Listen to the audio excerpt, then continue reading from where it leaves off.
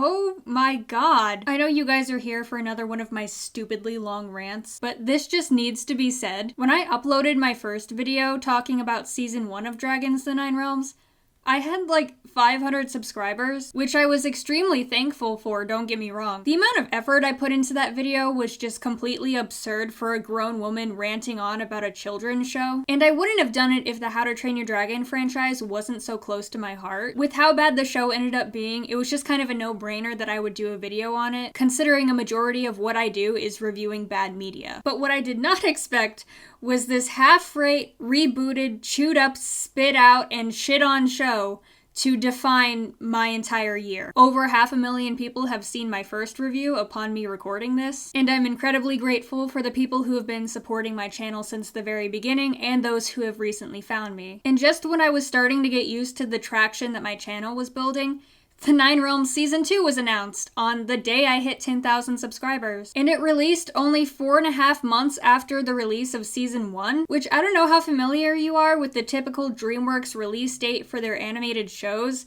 but that's kind of unheard of. At least with the Dragons franchise, there was never a release that happened less than 6 months from one season to the next. And spoiler alert, I have just as much to say about Season 2 as I did with Season 1, so yay! This video is going to be formatted similar to my last one, except before I get into the episodes and the stuff that I liked, I'm going to be addressing some things that I got factually incorrect in my first review. Of course, the disclaimer still holds from the last video. Please do not harass or go after any of the people involved in creating the show. They were just trying to do the best they could with what they had under the malevolent overlord of DreamWorks. Most of what happened with this show is not directly their fault, okay? Even if you just want to bash the show, I think it's worth watching all the episodes for yourself. Maybe you'll find some enjoyment in it that I didn't. Also, because a lot of people were wanting me to make Race to the Edge themed content, I did open up a Patreon recently where I'm posting watch-along style reactions to the entire show and other bonus content, so the link's gonna be in the description for that. Last time I addressed my viewers as Dragonites before getting started, and it was supposed to be a nod to what Cressida Cowell, who's the author of the books, calls the people in the fandom, but everyone mistook my label and thought that I was making a Pokemon reference. So from now on, you guys are the hooligans to me. I think that's thematically appropriate here. So clear your schedules, hooligans, because this abomination just got a whole lot worse.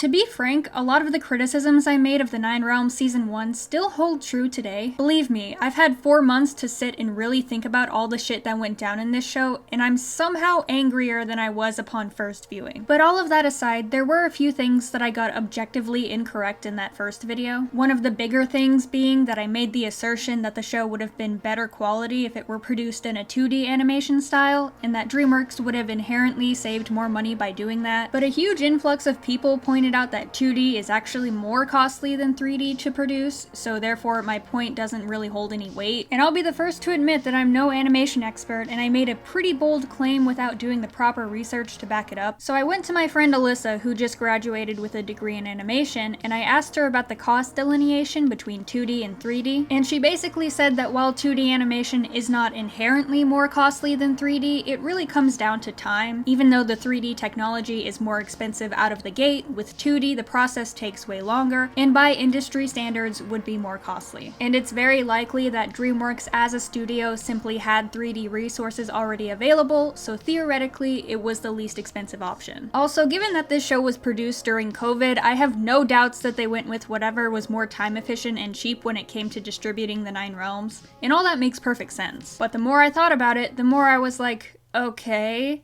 that kind of makes it even worse than I originally thought. I was giving the show the benefit of the doubt in my first video, assuming that they just didn't have enough money to hire the right people to make it decent quality. So you're telling me they did go with the most cost-efficient production style and they still managed to fuck it up so bad? Anyways, everyone go follow Alyssa because she worked her ass off to graduate and really deserves the shout out. She also appeared in my most recent Patreon exclusive where we got drunk and played Smash or Pass with the How to Train Your Dragon characters, so check that out also. And he has a pain fetish, so chances are if you have sex with him, something is going up his butt. Aside from my friend, an individual who claims to actually work on animated kids shows similar to that of the Nine Realms reached out to me on Twitter and asked if they could fill me in on the processes that take place with that kind of production. And they relayed much of the same, along with a more in-depth explanation as to how certain glitches and errors in final production are less so derived from laziness and more so from the complex process involved. And that makes a lot of sense. I did state that Race to the Edge had clipping errors quite often, and my critique was more so aimed at the fact that the Nine Realms didn't input much else to distract us from those errors like the other shows did. But the real lesson I learned here is that, given my lack of professional knowledge, I should be spending far less time critiquing the animation style as a whole and concentrate more on the narrative in this video. Animation is a hellish industry to work in, especially over the past 2 years, and I truly want to give the Nine Realms the benefit of the doubt. But when so many terrible elements blend together, it becomes harder and harder to look at these setbacks as anything besides indolence. That was the main correction I wanted to address, and the others are pretty insignificant compared to that. I stated that the comet we see at the beginning of episode 1 was never referenced again, but it turns out it was. One time, like 2 minutes into the first episode. Actually, it's named after my mom. She figured out the comet would tear it open. And then it's never addressed again. I mistakenly labeled June as an astronomy nerd rather than astrology. That was not a mistake on the show's end, it was a mistake on my end. Although I did say I know nothing about that shit, so cut me some slack. I made it pretty apparent that the creator of the show, John Telligan, was just kind of avoiding the topic of why the show was made in the first place, and I genuinely couldn't find any interviews with him talking about it. But upon digging deeper, I found a collection of Zoom interviews made shortly before the premiere of season 1 where he does go into this a little bit, so that's my bad. But don't worry, I'll be referencing these interviews ad nauseum throughout this new review, because some of them are very intriguing. That's pretty much all I could think of, so let's get into the positive things.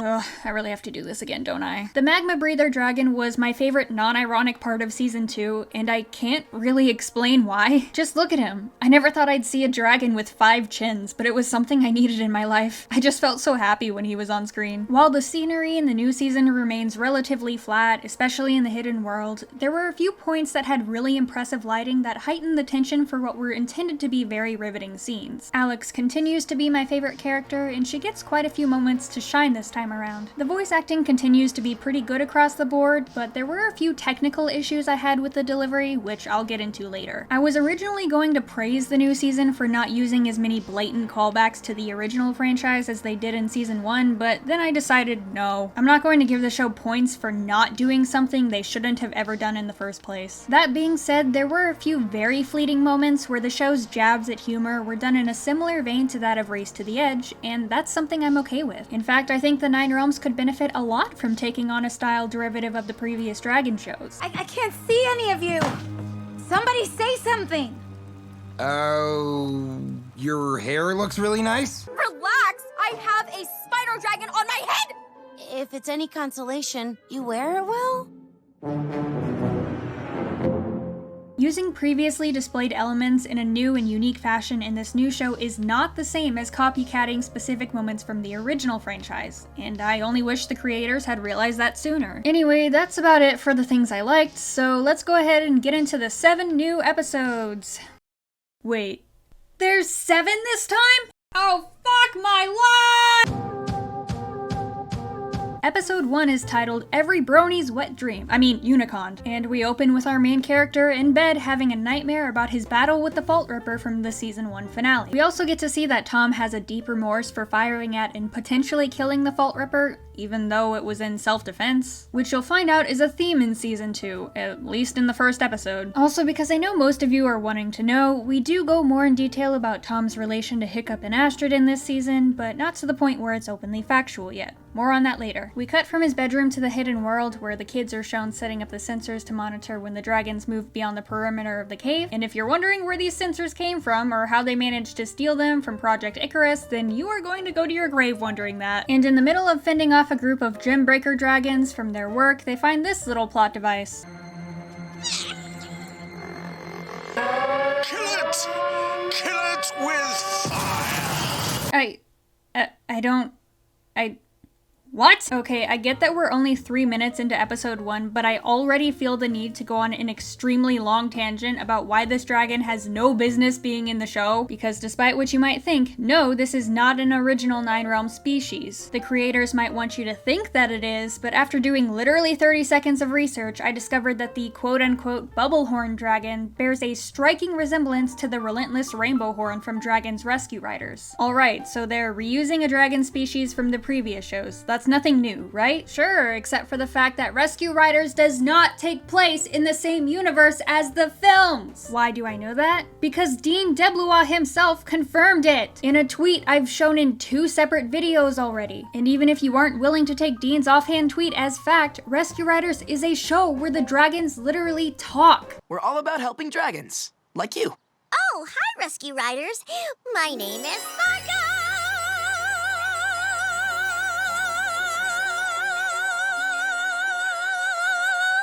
Oh my god! Oh jeez, oh my god! Okay, so either DreamWorks is going out of their way to combine 2 separate universes in a show that doesn't even make sense as a standalone, or they're just reusing models from Rescue Riders in an attempt to save time and money. Either way, no! And let me point out once again, the season just fucking started! So June doesn't want to leave the little dragon on its own, despite all the other kids telling her it'll be fine, and of course, she sneaks it back to her house anyways. But then... What's up, little sis? Eugene? But what are you? How are you? Well, Please don't tell me there's 2 of these motherfuckers. Please don't tell me I have to deal with 2 of them now! Yep, this James Charles looking Chad is June's brother. Oh, and look, he has purple eyes too! They're less obnoxious than June's, but still just as stupid looking. Is it really too much to ask to have your human characters resemble humans?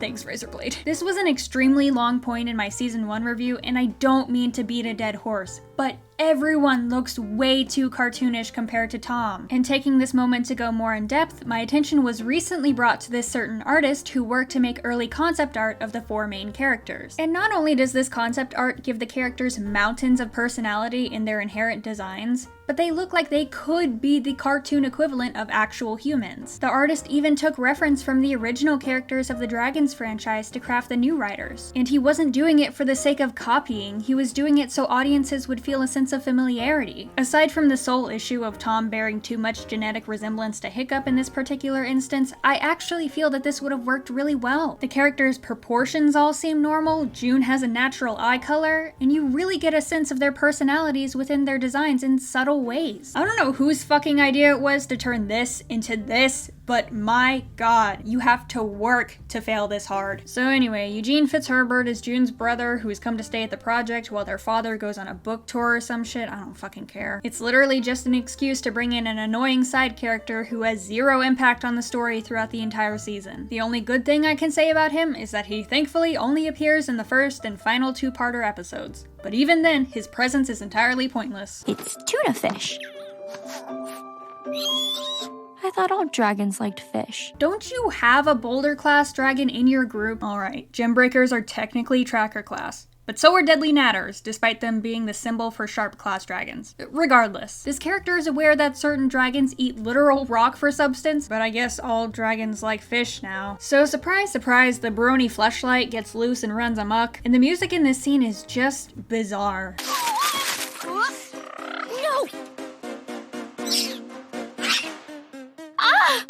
Last season, the music was one thing that I praised. I enjoyed the way they managed to reinvent the older themes into something new. But damn, if this is what happens when they make something original, then fuck it. I'd rather hear them reuse the old score than listen to whatever this is. The Bubblehorn eats popcorn kernels, and they, I guess, cook in his throat and pop out his horn because physics.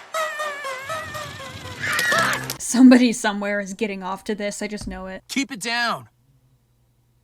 This man is built like a Dorito. Oh yeah, I also forgot to mention that June named the dragon Nibbles. Nibbles! Nibbles! Except every time they say it, all I hear is nipples, so that doesn't help. You guys are awake? Oh, I wasn't doing anything. Oh, you brought the dragon back to base, even though we said not to. Oh, I'm sorry, I lied. Who'd throw away a perfectly good sneaker?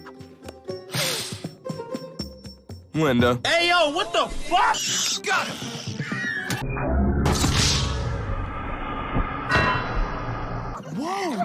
Loops are like Dragon Nip. Who knew? Wait a fucking minute, how does D'Angelo know what Dragon Nip is? They are literally just bringing in facts from the old shows and not explaining how the characters know what it is. Oh, why would we spend time explaining that shit when there's a useless plot to get to? Like, hey look, Tom feeling guilty about fighting the Fault Ripper again. But haven't you ever done something you regret? Wait a damn minute. So because James Charles is a useless collection of pixels, they lock him in a storage closet. Hey, what are you done? Welcome to Icarus, big bro. Don't. Then they decide to take Nipples back to the hidden world and... Uh-oh. What? Oh. The sensors from the early warning system are going nuts. Something's coming up from the fissure.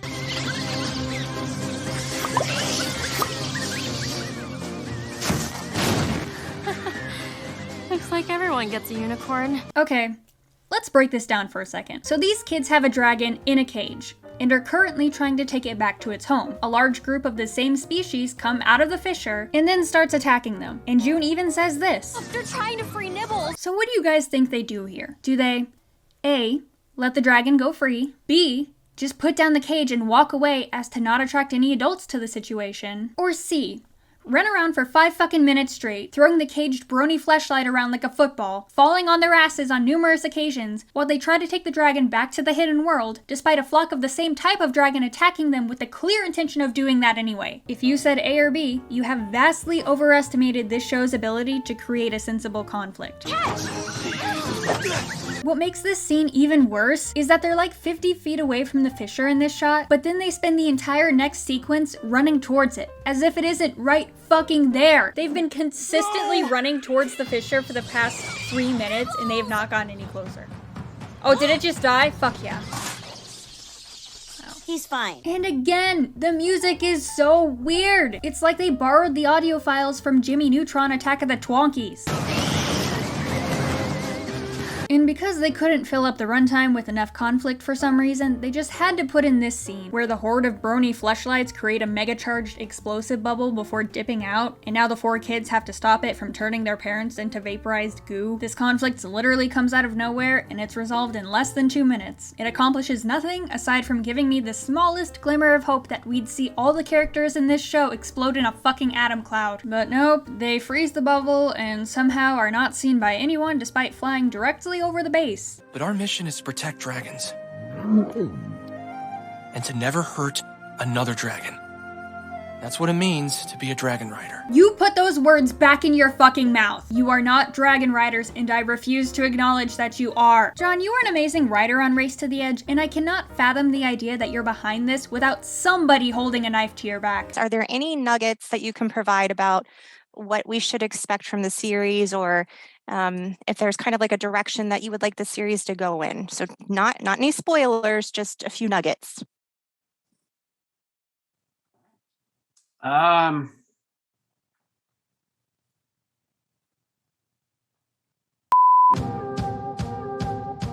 Episode 2 is titled Magma Breather and focuses on the kids struggling to keep their dragons out of sight as the adults at Project Icarus explore the fissure. Wait. What? The adults at this project are actually doing something for once? You mean they're doing the very thing that they spent $1 billion to do in the first place? Cool, it only took you 2 fucking seasons. You would think this would be one of the main conflicts in the show, but for some reason it is always brushed aside. And what makes this even more hilarious is Tom's reaction. What? No, why?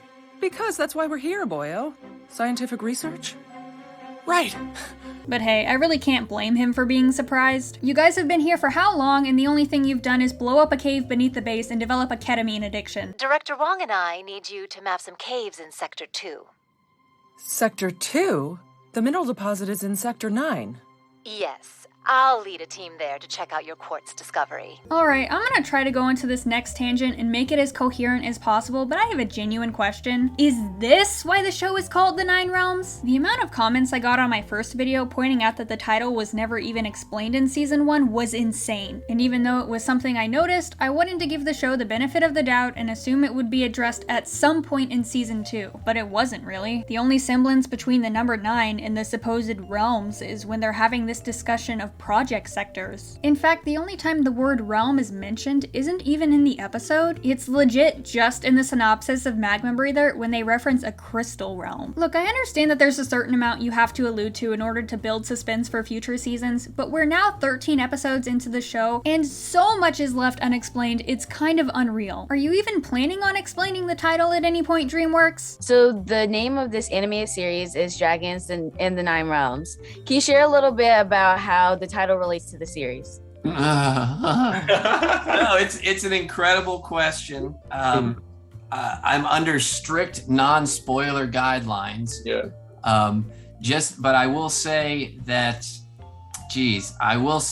it is related to all of the exploration that our heroes engage in and venture on. It's literally not. How about Race to the Edge's title? The term edge is derived from Hiccup in the writer's base called Dragon's Edge, and we learned this in season 1, episode 4. I was thinking we could call it the Dragon's Edge. Why is it called Dragons the Nine Realms? They never tell us. They'd prefer you do the mapping.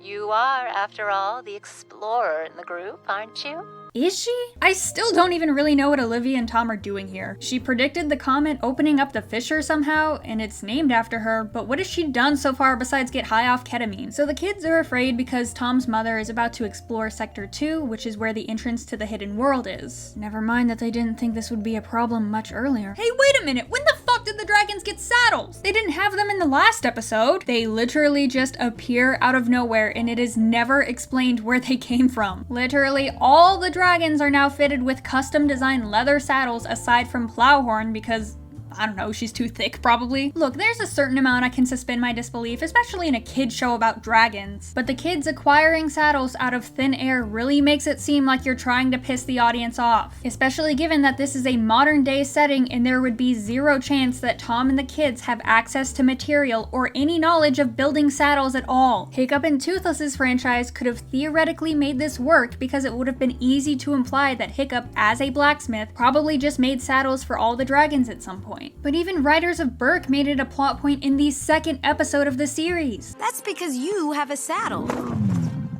Saddles! And what makes it even worse is that in this show, even the physics of the saddles doesn't make any sense. When Feathers camouflages, her leather saddle also disappears, despite it being strapped above her scales. Was it seriously that hard to throw in a line talking about how cool it was that they attached Feathers' molted scales to the saddle so that it would also disappear along with her? What if that led to other potentially cool plot points where Alex eventually makes a suit of armor derivative of movie 3's characters and it allows her to turn invisible along with Feathers? And what if that could also tie into her desire with always wanting to be invisible, but at least she wouldn't be alone, she'd be with the creature she developed a unique bond with? I'm writing a better goddamn story as I go along with this shit than the people getting paid to do it. Why do they even need saddles in the Nine Realms? It's not like they're flying around all the time like Hiccup and the original characters were. Why is everything wrong? So Tom weasels his way into Olivia's expedition while the other characters work to block the entrance to the hidden world. Cadet Thunder, blast the ceiling! What's up with you, Thunder? Blast that ceiling! He only takes orders from Tom. Remind me again why Tom needs to be with Olivia instead of helping. The only reason the dragons are even close to being found out in this episode is because Thunder sneaks away to follow him instead of staying with the others. Besides, we could really use his superhuman strength right about now. Despite being the largest, D'Angelo can't lift shit. Lead by example. That's what Pop always says. I'll just do it myself. We should commemorate this moment with, a video. 2 Colorsons heading into the Colorson fissure.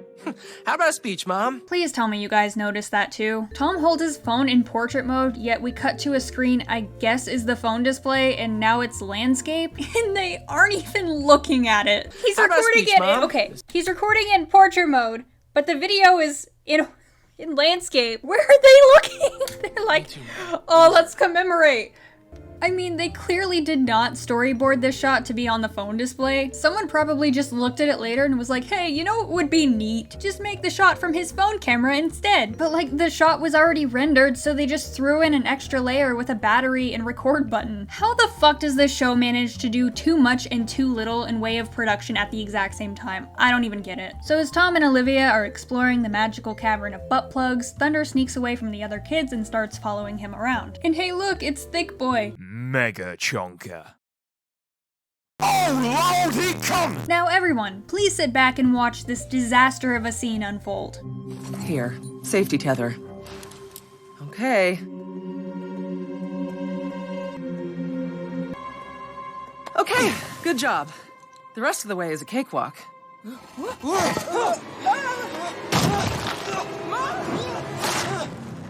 Hold on! No. Huh? Climb up.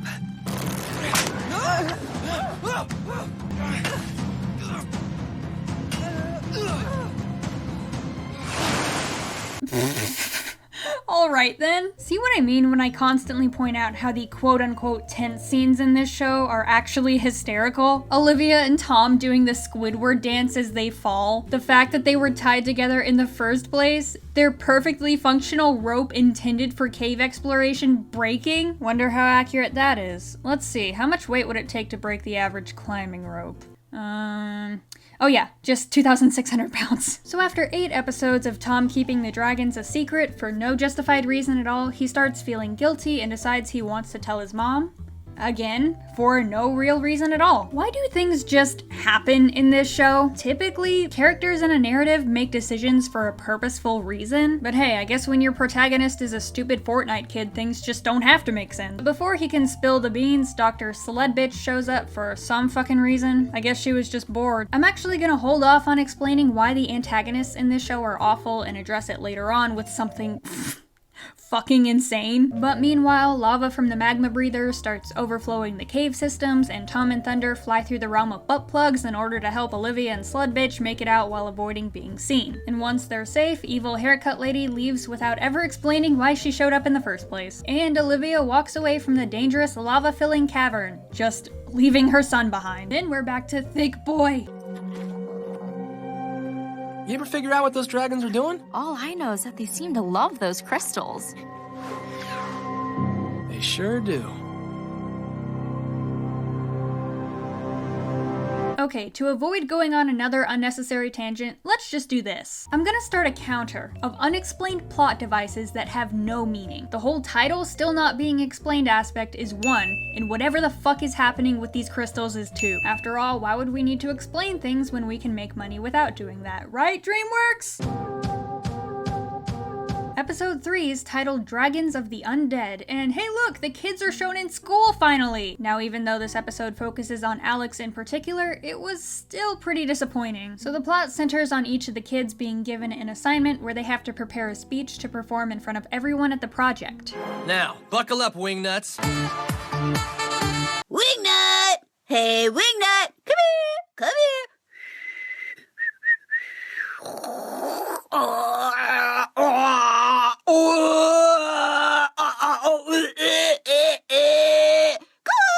Hey, how's it going? And of course, Alex is terrified of public speaking, so instead, she does this.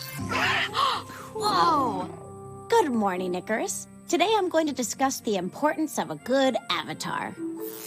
This is totally against the rules and a cheat. I'm sorry, D'Angelo, what the fuck are you talking about? This 15-year-old girl built a fully functional holographic avatar, and you are doing a presentation about oral hygiene for pets. Literally, stop talking. So eventually the group is surrounded by a bunch of deadly-looking feather hides that prevent them from leaving. You guys will never believe it, but there is an actual interesting shot for once. For like 2 seconds. It's just a rotating Dutch angle of the characters that was clearly done last minute, but at least it's something. And D'Angelo ends up getting bit. Come on! So after all of that, the dragons drag Feathers away. Perimeter's clear. How can you be sure? they turn invisible?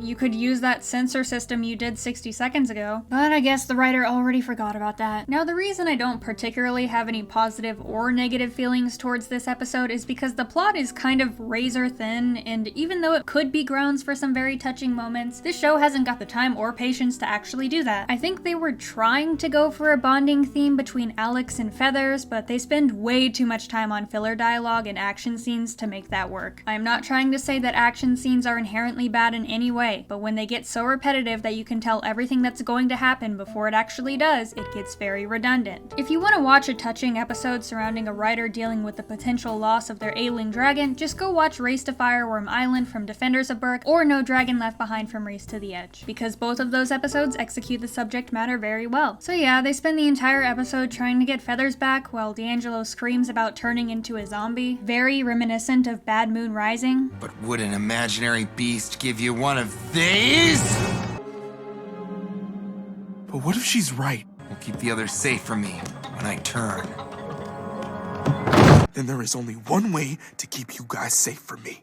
Seriously, I can't believe you're making me do this. In a matter of hours, it will finally apex, and I will be transformed into a great scaly beast with nothing to do but feast on my prey!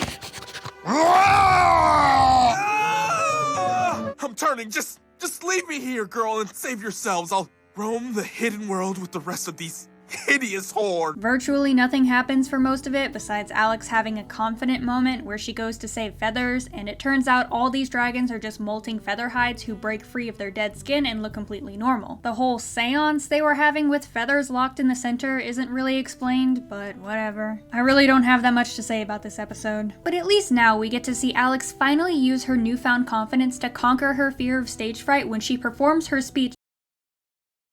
Oh. Okay, I guess not.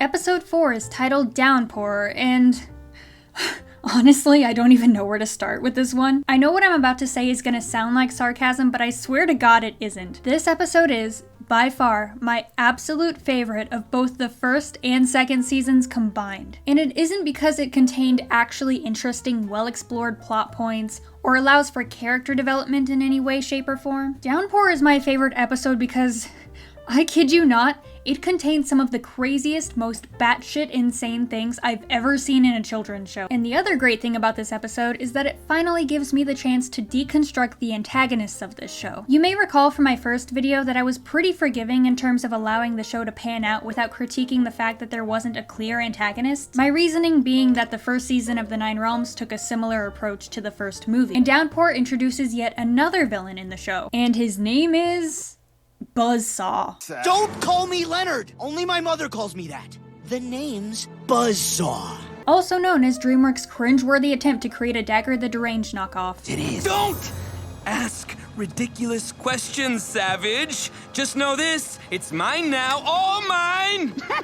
Fail and soil my family name over a little thing like running out of gas. Is this a new thermal? Oh, what a luxurious blend. And Buzzsaw is actually one of the lesser hilarious names in this episode, because there's also a logger named Dude.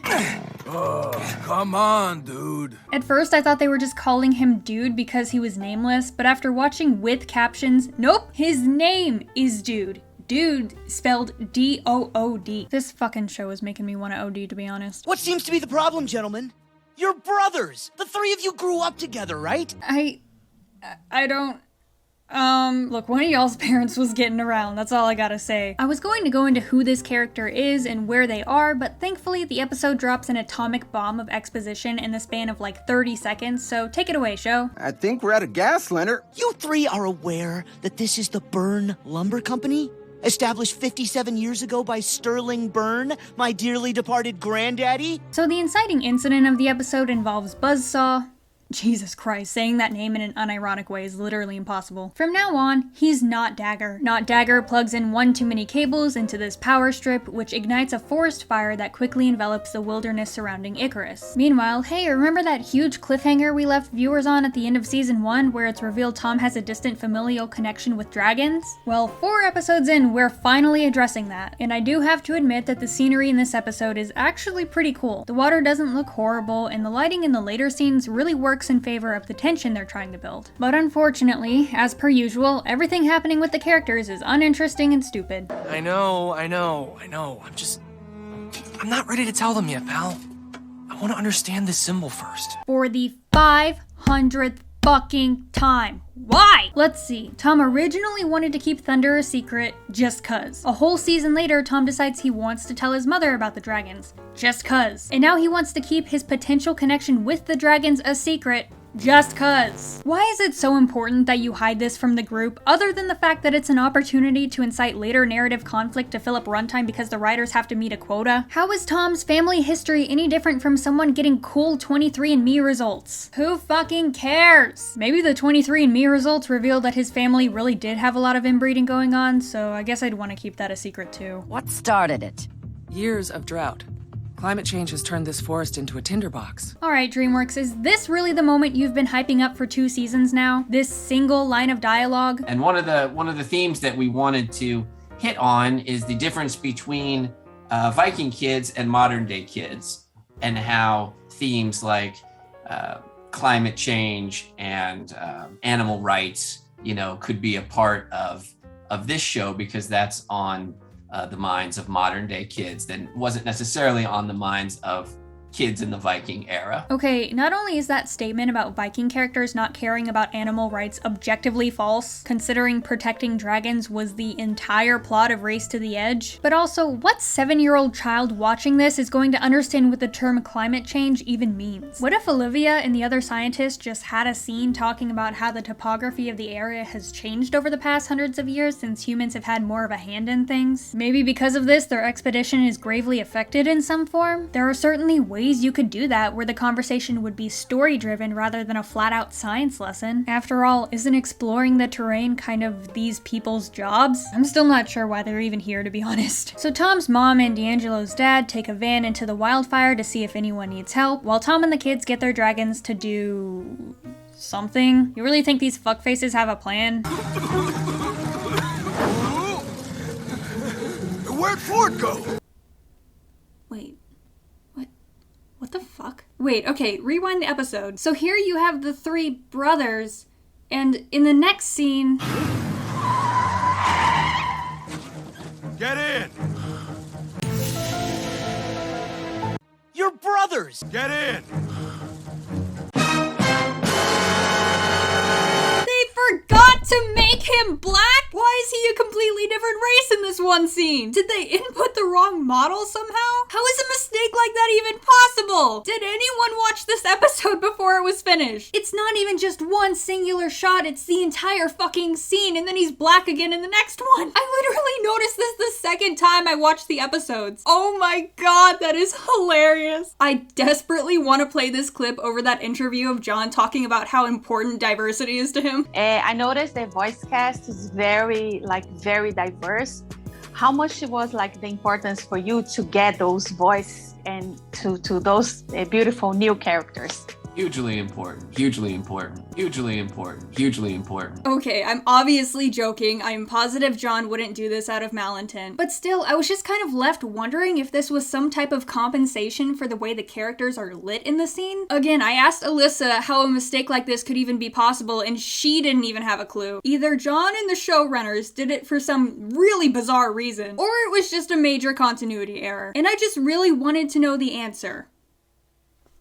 So I asked him, because John Telligan follows me on Twitter. And after about 20 minutes, I actually got a response. And he said that not only has he seen my videos over the 9 realms, but this point in particular was definitely not intentional. He mentioned that in certain scenes, lighting can affect the tone of the character, and this happens with dragons all the time. I'm not completely sure what the point of bringing this up was, if it turns out that it was really just a mistake. Maybe he means that the wrong model was used because of the lighting process, which would make some sense. And you know what? Props to him for taking the criticism so well. DreamWorks really doesn't deserve you, John. But admittedly, I still find it pretty hilarious that a girl who shit talks children's shows on YouTube was the first person to bring this to your attention. I really hope you guys are ready, because remember that fucking insane bullshit that makes this episode so great I was talking about earlier? Yeah. This is it. This next scene made my entire viewing experience of this season better somehow. As Olivia and the others are driving out of the forest, Not Dagger drives past them because he's going back to the logging site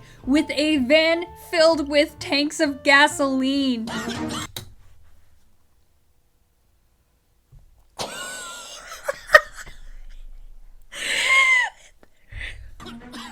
He actually has a van full of gas! Relax. Oh my god, I want to see him blow up. I want to see someone blow up so bad. Just enjoy.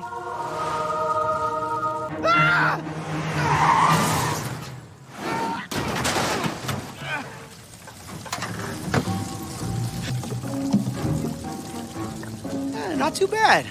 Probably still drives.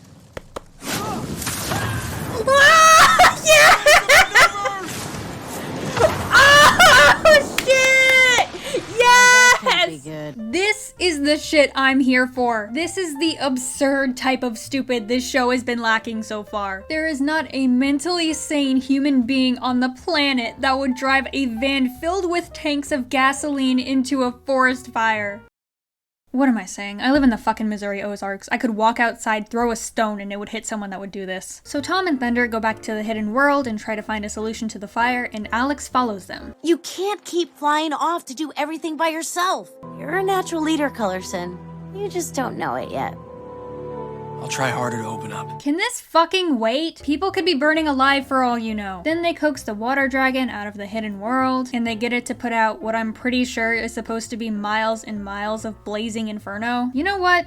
Sure. Whatever. This is the least offensive thing the show has done in terms of realistic physics. Anyways, we get to the end of the episode and Tom decides he wants to tell June about his family secret. Again, for literally no reason at all, except that she knows a lot about mythology and ancient civilizations, I guess. Given that it was Alex who gave him the talk about being more open earlier, wouldn't it make more sense to have this conversation with her? But before any of that can happen, we get this. It's gone. Roasted. Burned to the ground. I promise, whoever did this is going to pay. A lightning bird? The lightning bird.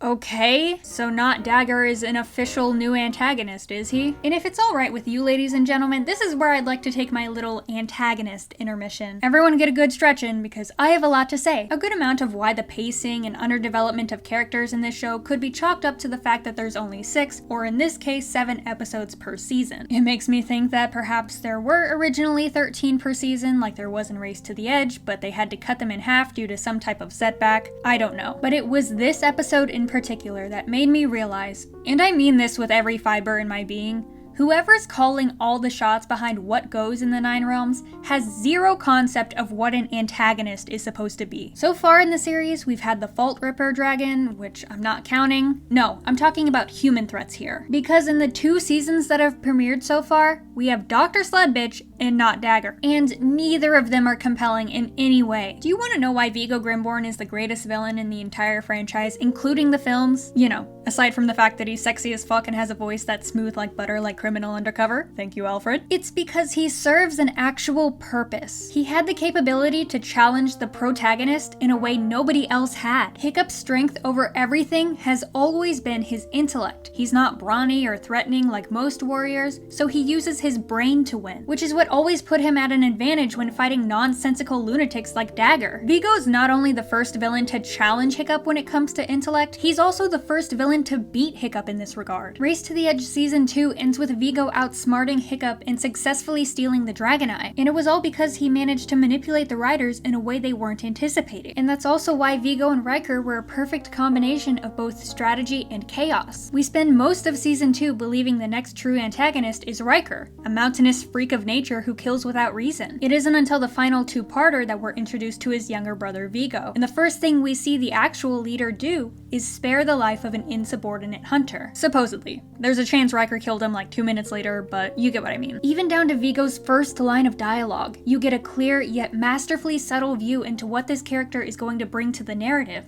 They say there are two ways to be fooled. One is to believe what isn't true, the other is to refuse to believe what is.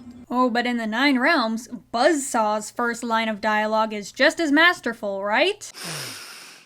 I love the smell of freshly butchered trees. And even if you feel that it's unfair of me to compare Sled Bitch and Buzzsaw to the two main villains of Race to the Edge, even comparing Buzzsaw to Dagger, who he was clearly inspired by, makes him seem even more unimpressive. Dagger was the central antagonist for the first 14 episodes of Race to the Edge, until Night of the Hunters Part 1 when Riker was introduced. In that time, he took on his typical Daggerisms we saw in Riders and Defenders, which pretty much consisted of him acting entirely without reason. But here's what makes Dagger interesting.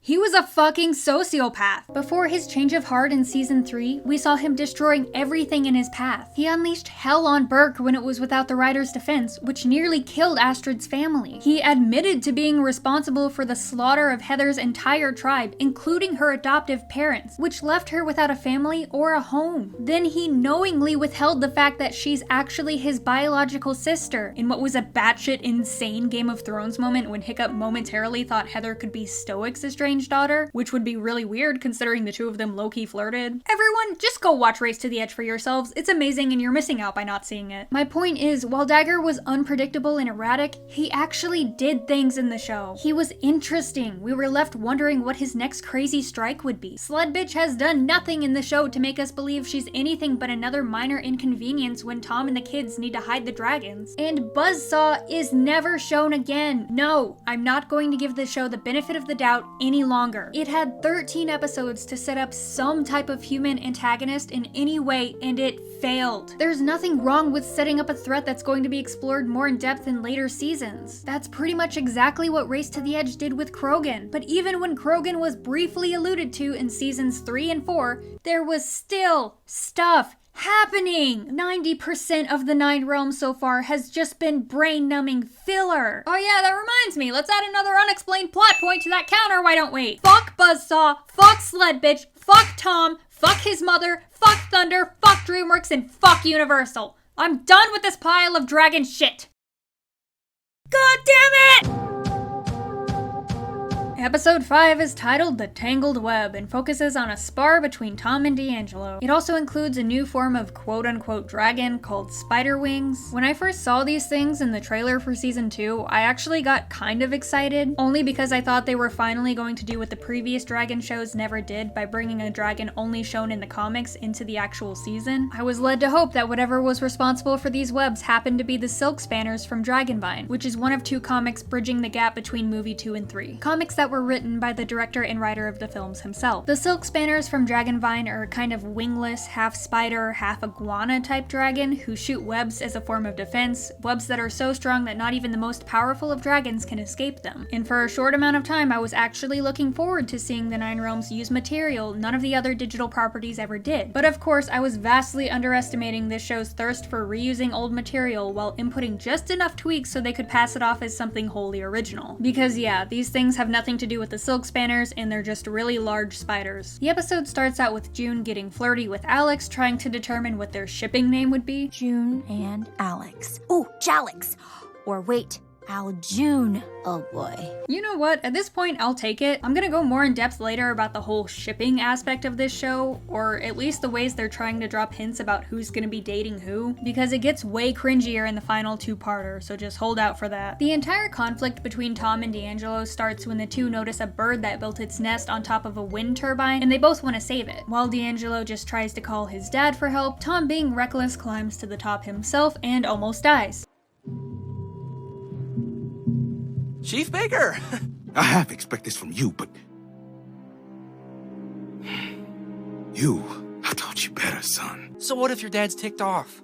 So what if my dad's ticked off? And by the way, why did he take the little guy with him? Forget about the bird, Tom. I'm gonna teach you all something about screenwriting, okay? In a screenplay for a feature-length film, you're taught to make every single line of dialogue count. Because 2 hours isn't that long, and the audience needs to know as much as possible about your story before it ends. You of course have other rules like show don't tell, and exposition should always be cut to the barest minimum, but there's also this rule that if you could take a character or a line of dialogue out of the screenplay and it doesn't change the outcome of the story at all, then it shouldn't be in the screenplay to begin with. The only exception to this would be stuff like jokes or attempts to keep the audience engaged. But imagine taking a 2-hour movie and scaling it down to 22 minutes, because that's what the writers for this show have to work with. So when Tom says stuff like this, and by the way, why did he take the little guy with him? I instinctively assumed it would be coming back up later, because I figured the multi-billion-dollar animation company behind this show would be aware of these rules. Like, I don't know, D'Angelo has some fruity bonding moment with his dad where he gives him and Tom the bird back to find it a safer home or some shit, but it just never does. This is not nitpicky, okay? It's me proving my point that 90% of this show is just filler. The time it takes to say pointless lines of dialogue like this really add up in a 22-minute episode. They don't have time to waste. What happened to the bird? Did D'Angelo's dad cook it and serve it to his son in the next scene? We don't fucking know. So yeah, they're fighting now, I guess.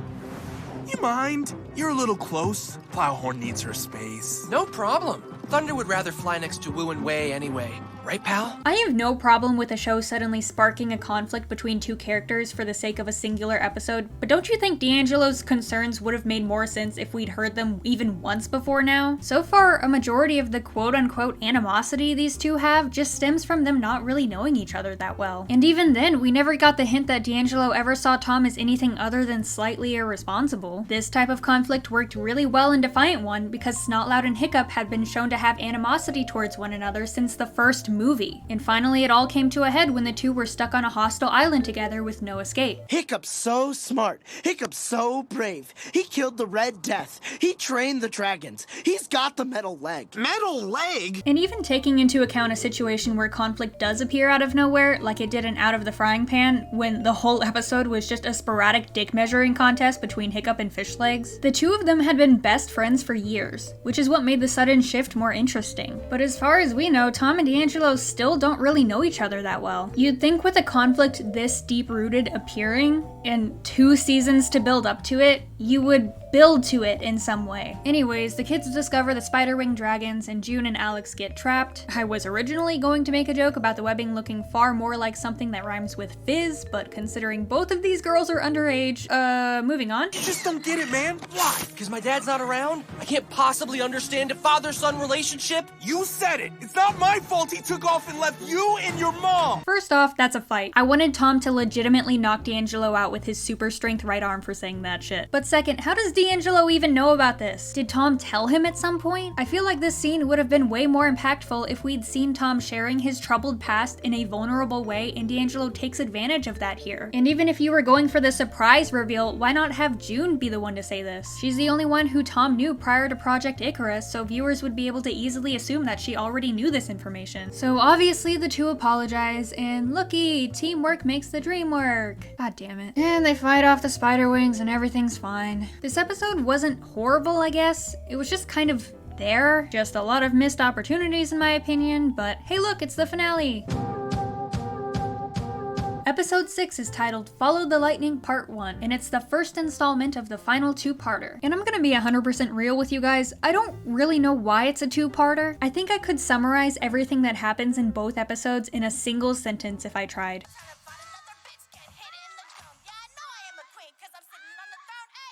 The entire conflict starts when the kids go to see their dragons for the day and Thunder turns out to be missing. Meanwhile, June's older brother starts to become suspicious of why his sister is gone all the time and goes through all her shit. But again, nothing he does is significant. It's yet another thing that probably has no meaning this season and probably won't be resolved until much, much later. Let's add another useless plot point to that meter. Now, when I first saw this next scene, I had this reaction to Jeremy's line delivery. Thunder, Plowhorn, Feathers, Woo, Wei. Jeremy Shada's voice acting in this sounds weird. It sounds like he's recording it from a closet. At first I thought it was just another throwaway line, but after listening to a few more of those interviews, I found one of John saying this. I mean, there were times when we were recording actors who were in their closets surrounded with pillows and mattresses. And we're pumped in we got a studio, we've got the actor in the closet, I'm at home, the director's in another state, we're all trying to get the scene, and all of a sudden someone says, I hear something, because obviously when you're voice recording, normally you're in a soundproof booth. This actor's in a closet surrounded with mattresses. And the engineer says, I think I hear something. There's something there. What is that? And everyone's listening and no one can know. And then the actor says, oh, I think my pool filter's running in the backyard. And it says, well, let's shut that off and then we can continue. It's challenging. So I'm very proud of how we were able to come together during the pandemic to deliver the show. So not only was I on the money, but also, holy shit! I've acknowledged before that the fact that this show was produced during COVID probably had a huge impact on why it turned out so shitty. But again, if the finished product ends up being something so rushed and of such poor quality, then DreamWorks should have stopped production, or at the very least, let the showrunners take their time. There is no doubt in my mind that DreamWorks was forcing the producers to get an unreal amount of work done in a very limited amount of time. Either that, or this show is a front for something seriously shady. You know how Dumbsville always jokes about how the Alpha and Omega sequels are just made for illegal practices? There is no way in hell this movie isn't a money laundering scheme. Are you sure the Mexican cartel isn't involved with the production of this film? Because it sure as fuck seems like it. Just saying, it would make sense. Hey look, it's Alex's moms we haven't seen at all this season. Okay, bye. Such an interesting child. We could fertilize the garden with that good boy act. So using a tracker that Alex put in Thunder's saddle, the group fly off and try to find him. And we spend an insane amount of time on a gag where Tom has to ride with one of the other kids because his dragon isn't there, but the other kids don't want him to ride with them for some reason. And they all give very slowly drawn out excuses as to why Tom should ride with someone else besides them. Even though June's dragon literally has 2 heads, so theoretically all of this could have been avoided. Do you see what I mean when I say that this didn't need to be 2 parts? Even if it was in the contract or some shit, make something interesting happen. There's pretty much never a point where the kids or dragons are in any significant danger, or at least enough to provide for a really tense or potentially dramatic scene. Say whatever you want about Race to the Edge, but that show was intense. And before you say, it's for kids, you can't just have people dying. Dragons: The Nine Realms is rated TVG, which is actually a more mature rating than Race to the Edge, which was Y7FV. TVY7FV. That stands for fantasy violence, but it's still appropriate. Now going down the list again, you see TVG and TVPG. G stands for general audience, PG stands for parental guidance suggested. They may be too strong for some of the younger kids. And Dagger's pain fetish aside, that show had a body count. Relentless.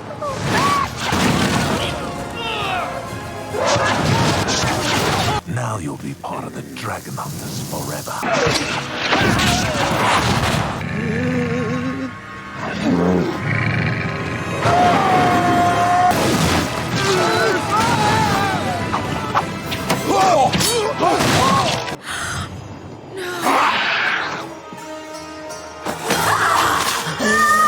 We went to take a closer look, but what we found inside it was... Was what? Bodies.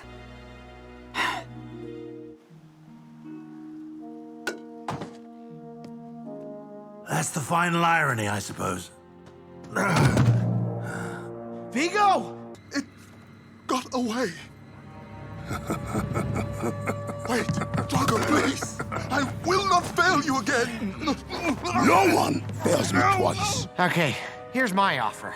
Leave now, and your men won't have to find out what burning flesh smells like. I get that it takes place in Viking era, so stuff like death and violence was far easier to write in a realistic fashion. But even in the times Race to the Edge alluded to crazy things happening, they were still doing it in an interesting way. The Nine Realms could have easily done this with situations like the forest fire or the earthquakes from the last season, but they just didn't. So the kids find a new realm, I guess, and it turns out there are storm clouds underground, which is something I said was impossible possible in the last video. Or it could just be a thunderstorm. Look at those dark clouds. Thunderstorms underground. They're attacked by the spiderwing dragons, and the Baroni fleshlights also make a return. And then we get the long-awaited conflict scene where Tom pulls that gigantic helmet out of his asshole and Alex and D'Angelo get mad at him for not telling them about his family secret sooner. How many goddamn times am I gonna have to repeat myself? Why is this a conflict? Why was it so important that Tom not tell the others about his cool 23andMe results?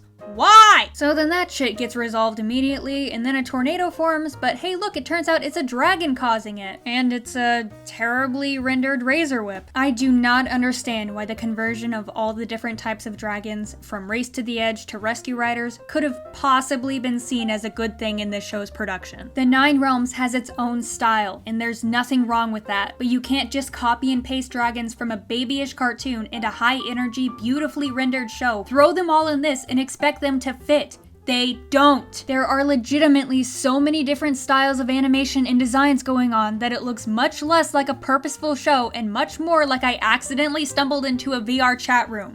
Do you see the devil? He has evolved. After his marriage, he evolved into that yellow, massive creature. These models are legitimately making my eyes bleed. I was not kidding in the first video when I said watching this show made me go blind. I still have blind spots and now full-on vision distortion in my right eye after watching this show for the first time. Alright, it turned out to be an autoimmune disorder that I addressed in my Valentine's Day review. But think about that for a second. The cells in my eyes were literally committing suicide when I watched this show. I really hope you guys laugh at this bit because the doctors say it's permanent. Anyways, I get that the intention here was to introduce a familiar dragon, but why the hell is it a razor whip? I guess they just needed a random model because there wasn't a dragon from the previous shows that had the capability of making fiery tornadoes. Wait a minute, yes there fucking was! It's called a Typhoomerang and it does exactly that. If you're going to make useless callbacks to the other dragon shows, couldn't you at least have them make sense? Or was it just for the sake of people going, oh look, a razor whip, just like Heather used to ride? Can you talk a little bit about some of the pressures that you've had to face as you're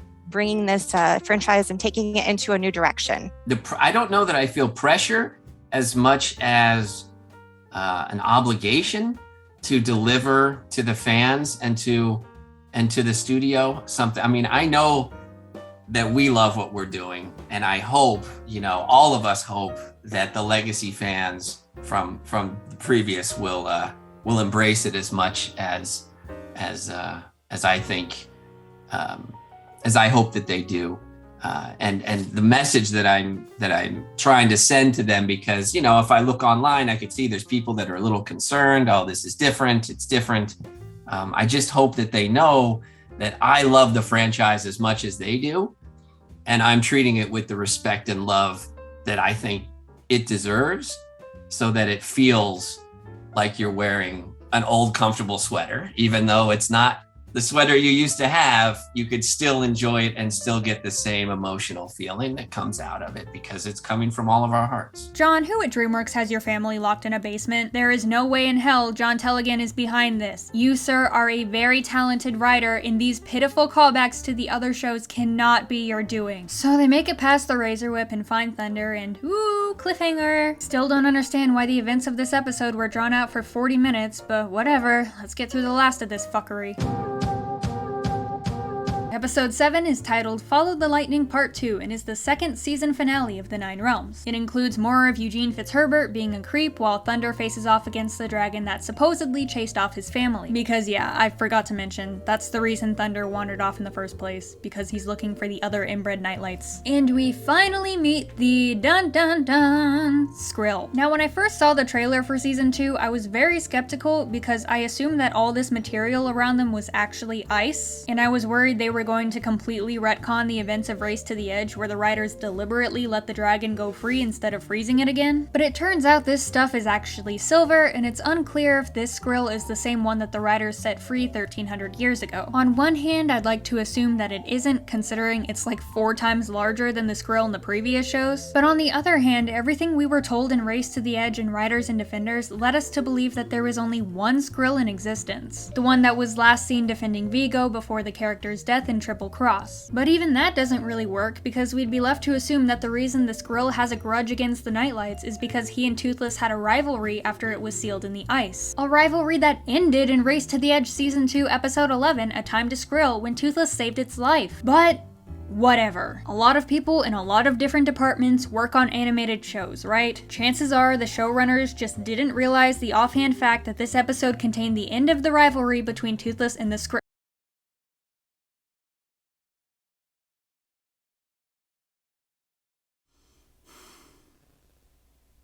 I'm so tired. I honestly have no idea what the writers have in mind in terms of lore surrounding the Skrill in future seasons, or even if these questions will ever be answered, and that's kind of my main issue with this entire season finale, is that it leaves everything open-ended. The kids get lost in the Maze of Silver, although I don't really get why they don't just fly upwards. I'm pretty sure there's nothing stopping them from doing that. Oh, there is? Oh yeah, that's right, it's called plot. And then this happens?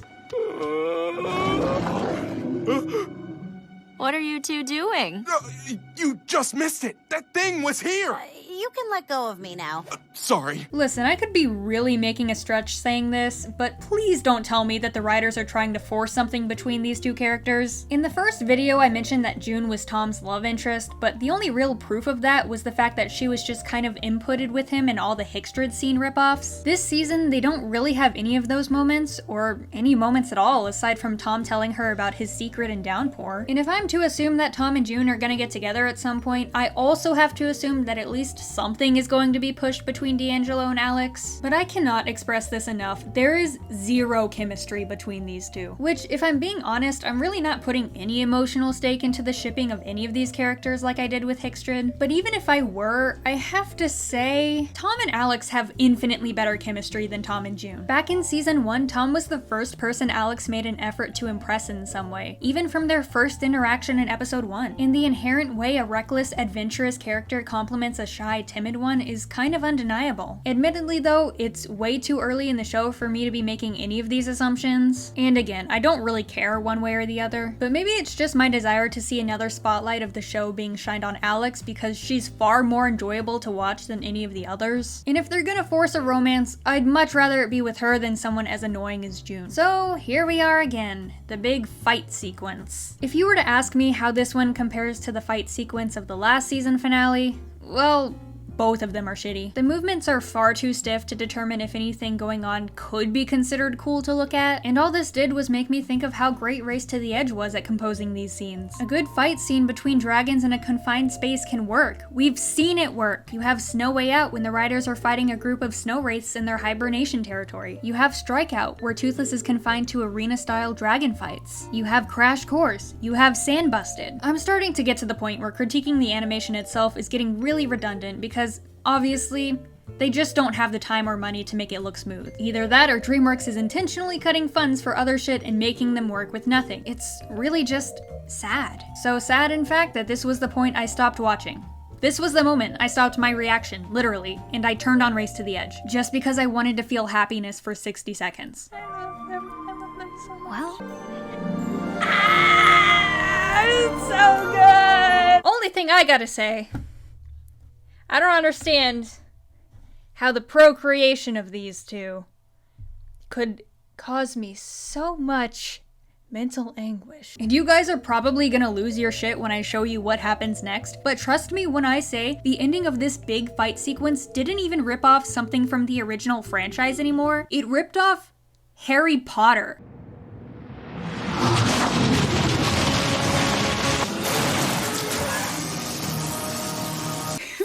Fucking seriously? They even gave Tom a wand. Like, what?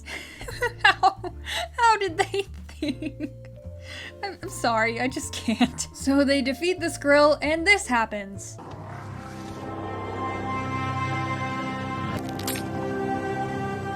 Is that It sure is. We're not the first people to find this place. Maybe whoever dropped this spearhead has some answers, and we're gonna find out what they are.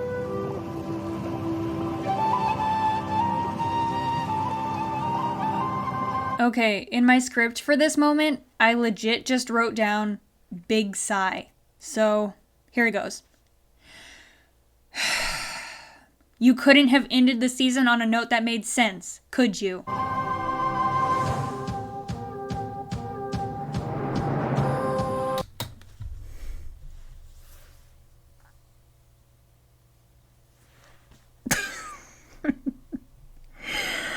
I'm so fucking mad. Let me walk you through this. So Tom knows that his family line has a connection with the dragons because the symbol on his heirloom Viking helmet matches the symbol that Thunder scorched into the rock at the end of season 1. It's still never explained how that was even possible to begin with, but sure. This season, Tom made it a point to venture off into the hidden world with Thunder, stating this. Let's see if we can find something else out here with this dragon symbol on it. And at the end of this season, we're left with them finding a spearhead with a strike class symbol on it, again, matching his helmet and Thunder's scorch mark. And Tom specifically says, "We're not the first people to find this place." But there's a slight problem, because they are the first people to find this place! In the franchise, only 2 humans are ever shown setting foot in the hidden world. Hiccup and Astrid. They were there for less than 10 minutes, and with everything Hiccup lectured the audience about in the 3rd movie's epilogue, we're left to assume that the hidden world essentially became Vanaheim 2.0, where humans are forbidden because it would disrupt the natural order of things. Even when Hiccup and Astrid brought Zephyr and Nuffink to the caldera in the epilogue, it's not like they went inside. So where the hell did this spearhead come from? Berk was pretty much the only tribe shown to use the strike class symbol, so even if other tribes made it to the hidden world somehow, this wouldn't make sense. Hiccup and Astrid never dropped a spearhead, and even if they had, they didn't come remotely close to wherever the fuck Tom and the other kids are now. Why am I going so hard at this point, you may be asking? Because there was a way the writers could have made this scene not only make sense, but provide the audience with a legitimate callback that would have left Tom with more answers than he gets here. How could they have done that?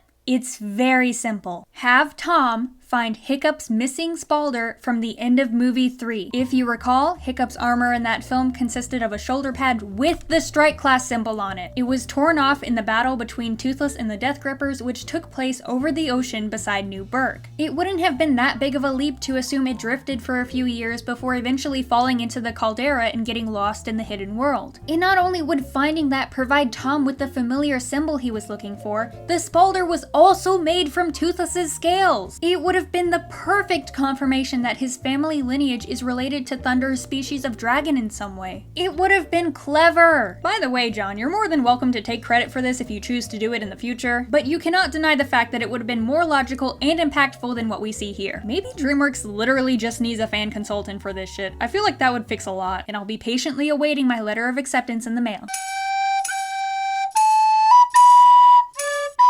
Oh my god, that was torturous. I don't think I mentioned this yet, but I recorded my entire reaction to the season in one night, and I started episode 1 at like 2 a.m. It's daylight outside. I guess I need to make an official determination now of whether or not this season was worse than the first, and I don't know if there's a straightforward answer to that, because yes, that first season was awful. It relied way too heavily on pitiful homages to the original franchise for its own good. The animation and character designs were borderline impossible to get used to, and the personalities of all the kids just didn't resonate. But at the very least, you could chalk it up to the fact that it was just suffering from being the first installment of this new series. After all, I consider Race to the Edge Season 1 to be the weakest out of all 6. But now, I don't know. The Nine Realms Season 2 didn't have nearly as many, if any, blatant ripoff scenes of the original material like Season 1 did. I feel like the pacing was much more tolerable and less awkward this time around, but it still feels like there's just mountains of lost potential with this new installment. Too much time was spent on useless filler, and I truly wish DreamWorks grasped the fact that 7 episodes in a season means you have 0 time to waste on pointless banter. It just gives me the vibe that they had a quota to meet, but didn't have the creative wherewithal to make use of it. You know how in school, when you're told to write an essay with a large word count, you end up writing sentences and sentences of redundant stuff that could theoretically be cut out just so you could hit the required length? That's what this new season felt like. After all is said and done, John Tellegen mentioned in the message I received that he truly believes the show gets better as the story progresses. And I really hope he's right. Regardless of what you might think, I don't take pleasure in sitting here tearing apart something that's permanently marked as part of the How to Train Your Dragon franchise. I love Hiccup's story. I adore the original shows. It makes me sad watching it turn into just another one of DreamWorks' manufactured properties. And I know for a fact that John Tellegen has the best of intentions with this show. show. He clearly cares very much about the franchise he's been a part of for years now, and I just get the feeling that DreamWorks is holding him back in some way. It's kind of like Dean in movie 3. If he had had his own way, the story would have turned out much different. And hear me when I say, I'd be far less inclined to pick apart every single aspect of this show if it did one thing that wasn't at the basement of my expectations. But it just didn't. With all of that said and done, I only have one true request for season 3. Please don't bring back the brony fleshlights. Those things are fucking cancerous to look at. And that concludes my season 2 review of Dragons: The Nine Realms. Sorry, I'm allergic to bullshit. I was not anticipating the new season being out so soon, but hey, it worked out. If you disagree with my opinion on the show, as always, I totally respect that. My goal with these reviews has always been to look at the show from a perspective of a fan who really, really loves the original franchise, which is where a lot of my emotion comes from. But at the end of the day, it's just a fictional television show meant for kids. They aren't hurting anyone. It's fine. Which, if you're someone who's seen the movies but not the shows, I highly recommend you watch them. There were a surprising number of people in the comments of my last video who said that they didn't even realize that there were sequels to How to Train Your Dragon. And speaking of comments, much like my first video, I'm going to end this off by replying to some of the top ones from my first review. Black and white designs can be super sleek and menacing. Look at orcas. They failed hard with Thunder. A lot of people were saying it was really just the way Thunder's face was shaped that was the issue, and I'm starting to see what they mean. I really think he just looks too tuxedo cat-like, if I'm being honest. I once fell off a cliff and managed to ram a climbing pig into dirt and rocks like the main character managed to do in that scene, and I tore my arm out of the socket and cracked several bones. In such, these scenes always seem way too shrugged off. It's really cool that you made that comparison, but are you okay, dude? That sounds terrible. And we have another comment about Thunder's appearance.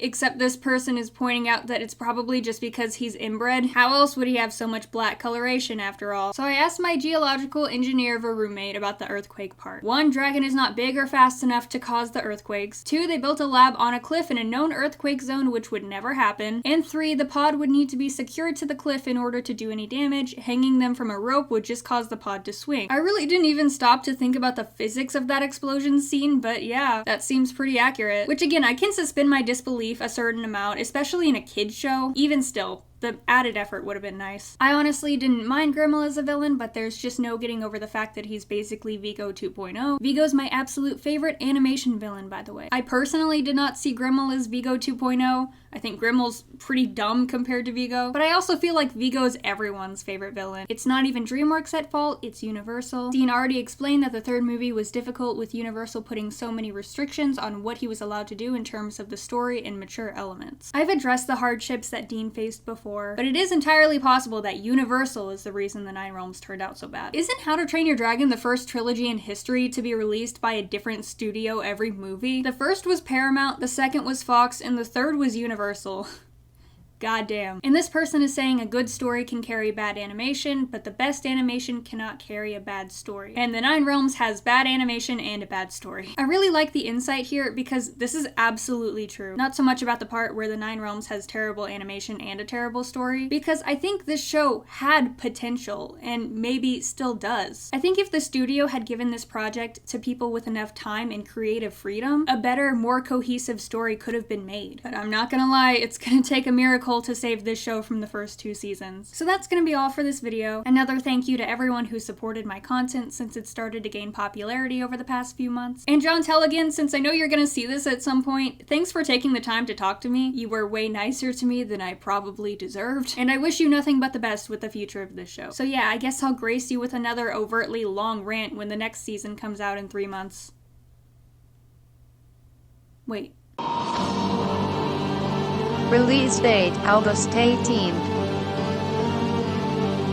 The discovery of the Fire Realm poses a challenge as the Dragon Riders struggle to traverse it safely. Meanwhile, the unhinged buzzsaw is on the lookout for a mysterious lightning bird, making it harder to keep dragons a secret. Tom, John, D'Angelo, and Alex face off against the most powerful dragon they've ever encountered in a high-stakes mission to save the Crystal Realm. And much to everyone's chagrin, John's pesky, nosy brother is coming uncomfortably close to learning what actually happens in Dragon Club.